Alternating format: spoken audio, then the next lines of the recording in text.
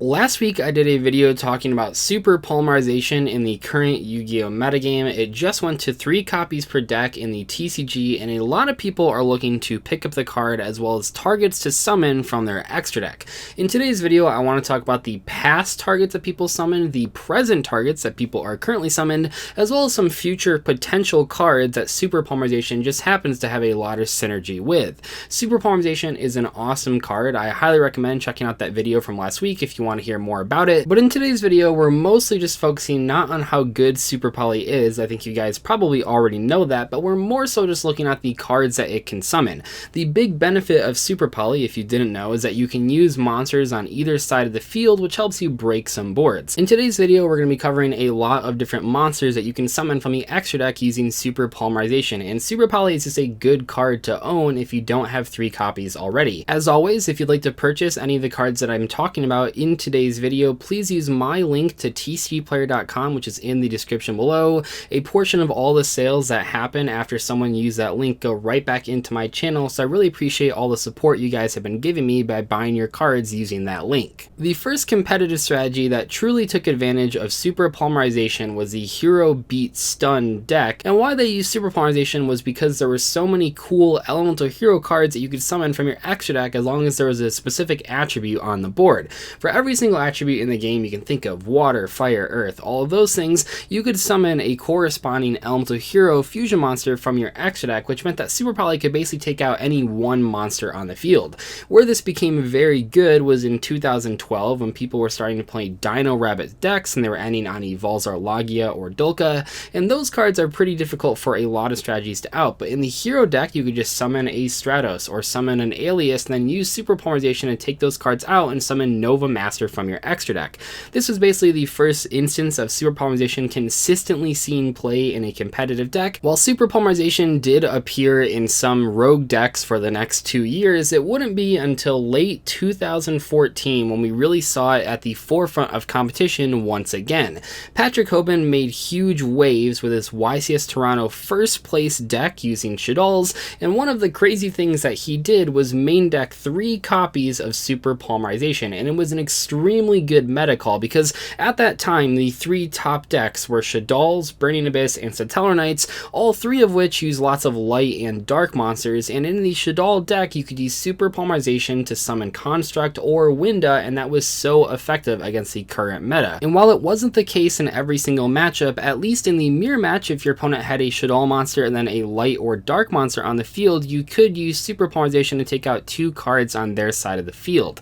This is a big deal because this is the first instance, competitively speaking, that you were using Super Poly to only remove cards on the other side of the board, although hilariously the card is pretty much only used for that in modern Yu-Gi-Oh! This use of Super Polymerization in the Shaddol deck made it go from unlimited to limited and limited to banned. So this one deck using Super Polymerization was really what made the card forbidden for a long time, up until a year or so ago where the card went back to 1 copy per deck and has slowly crept up to 3 copies, which is where we're at right now. And while it is true that you can still use Super Poly in a Shaddol or Elemental Hero deck, where can most people get the most use out of Super Poly in modern Yu-Gi-Oh? Well, it's not necessarily Construct and the Elemental Hero cards, because while those cards are good, those are more archetype specific, and like I said, the way people are usually using Super Polymerization these days is to get rid of 2 or more monsters on their opponent's side of the field only.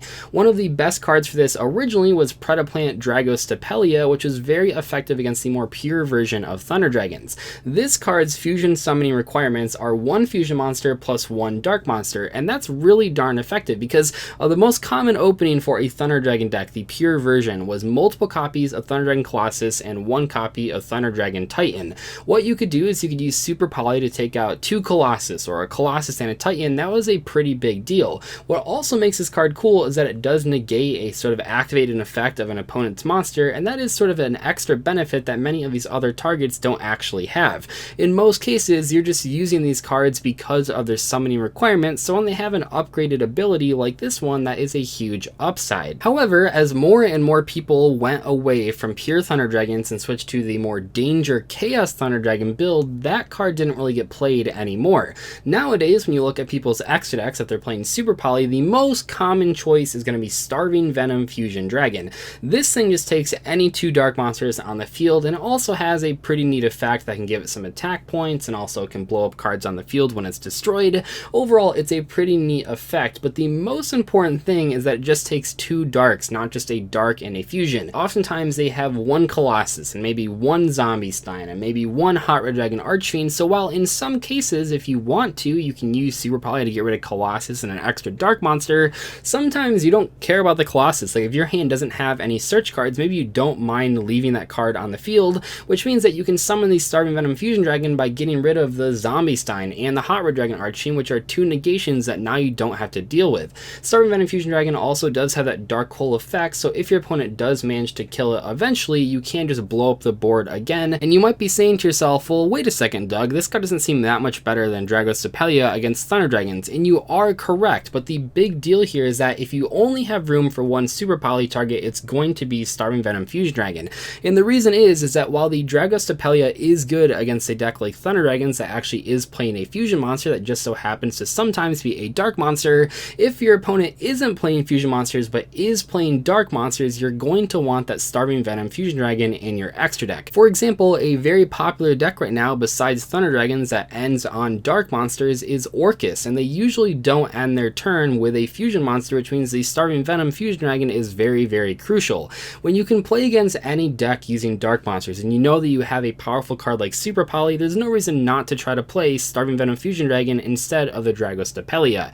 Having the versatility in a card that just takes any 2 darks in a format where a lot of people are playing cards like Dangers and other dark monsters is huge. Another powerful and common Super Poly target that people are playing right now is 1 copy of Salamangreat Violet Chimera. Now this card has a lot of text, but the basic gist is the fusion summoning requirements that take 1 Salamangreat monster plus 1 Link monster. And also this card gains a ton of attack points, so it gains half the combined attack of the things that you use to fusion summon it, and that can mean a lot of damage. I mean, this thing already starts out at 2800, so you add on even more attack to this thing and it just gets up to pretty crazy numbers. For example, in the most common situations, you're going to be using 1 Sunlight Wolf and 1 Mirage Stelio. That gives this thing a boost of 1800. That is 4600 attack on this monster that you're already summoning for basically free while removing your opponent's monsters. This is especially good because your opponent very likely will have a copy of Salamangreat Roar face down, which is a negation card that requires them to control a Link monster. If you take that Link monster off the board to summon a Violet Chimera with Super Poly, not only do they not have a Link monster anymore, also they didn't even have an opportunity to use the Roar at all because the Roar can't respond to the Super Poly. MUDRAGON of the Swamp was released as a promo card in last year's Megatins, and already people have been topping tournaments using this card in their extra deck in decks like Guru Control, and yet I feel like I don't see a lot of discussions about this card, and it's really solid to summon off of Super Poly. So this is a level 4 1900 attack worm fusion monster, and its fusion materials are kind of weird. They say 2 monsters with the same attribute but different types. Now in some cases this card might just seem like a worse Starving Venom Fusion Dragon, and of course if the attribute that you're using this card with is dark, you probably should just summon Starving Venom. However, in the cases where your opponent is not playing any dark monsters or anything along the lines of Salamangrates, this is a very viable option. Think of, for example, if your Pendulum opponent ends with Odd Eyes Vortex Dragon and that new Link 4 Wind monster.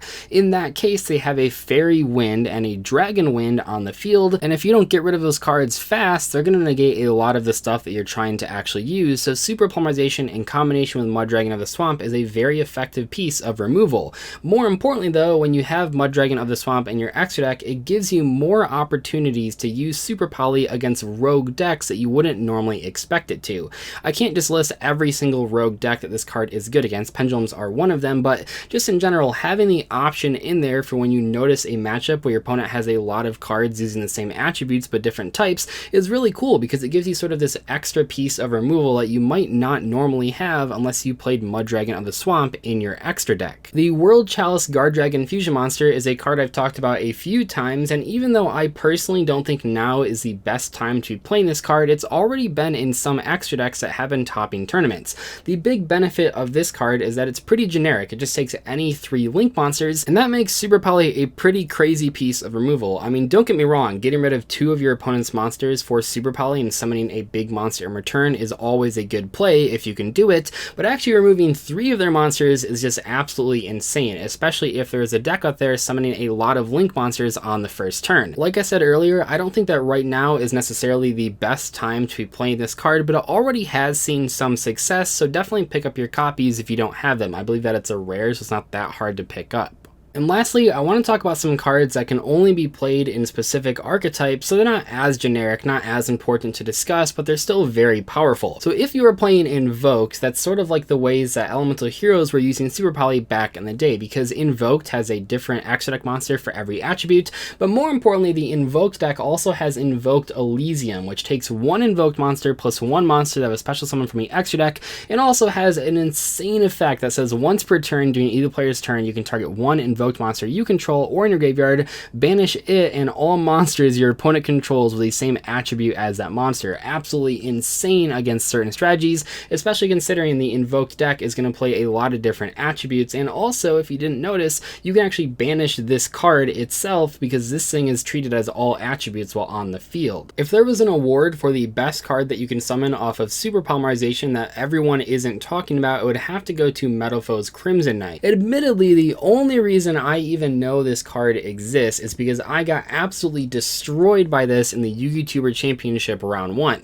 If you remember, I was playing a dinosaur deck and my opponent, Team Samurai X1, was using Metalfoe True Dracos with some crazy tech like 2 copies of Super Poly.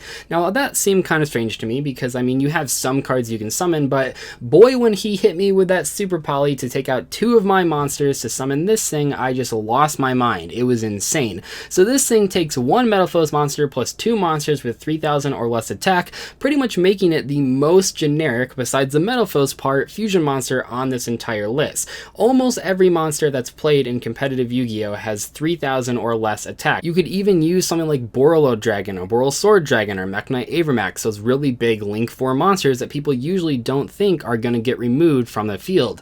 The big drawback of this card, obviously, is that you have to play it in a Metalfoes strategy, but honestly, I think that the Metalfoes deck with 3 copies of Super Poly could be a pretty fun rogue deck just because of cards like this one. The Metalfoes deck actually has several fusion monsters that you can summon with Super Poly that could be interesting in certain situations, but overall this one to me is the big reason to play Super Poly in a Metalfoes Pendulum strategy. Anyway though, that's going to about wrap up today's discussion on all of the best Super Poly targets in competitive Yu-Gi-Oh! I'm sure there are plenty of other fusion monsters that you can summon with Super Poly that are good in more casual decks, but I felt like I wanted to cover just all of the competitive uses of the card because it's so strong in the modern era of Yu-Gi-Oh! And just went to 3 copies per deck.